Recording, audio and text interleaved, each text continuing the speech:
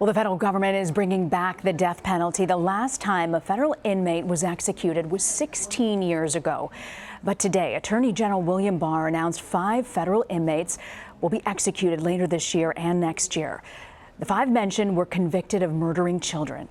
CBS News Chief Justice and Homeland Security correspondent Jeff Pegues is in Washington. So, Jeff, why was there sort of this 16-year pause in the first place?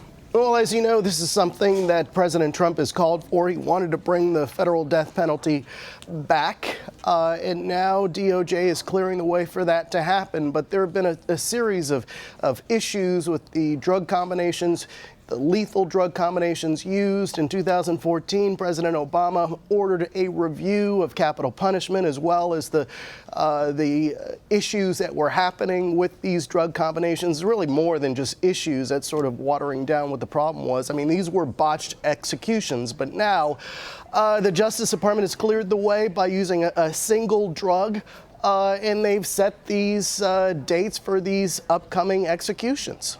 So we know the convicted Boston Marathon bomber, the Charleston church shooter, they're all among the inmates on death row, but they weren't actually named in the list that was sent out today. Do we know how DOJ came up with the 5 inmates? Well, the 5 inmates that they've announced executions, which will begin this December and run through January, they are people who've had their appellate remedies exhausted, and so that clears the way now for this to happen. And you see their pictures there up on the screen.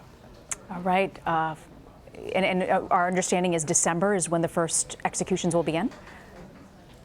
That's right. It'll start in December, but there will be more to come, according to the Department of Justice.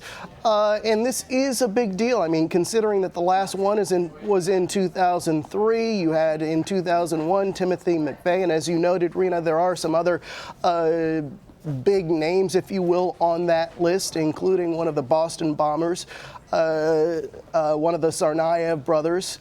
And so, again, this is something that the president has called for, and now DOJ has paved the way for it to happen, which really started with Jeff Sessions, the president's first attorney general, who started with the Federal Bureau of Prisons, trying to look for ways to make this happen once again. And today they made this announcement. Jeff Pegues, thanks so much, Jeff. My pleasure.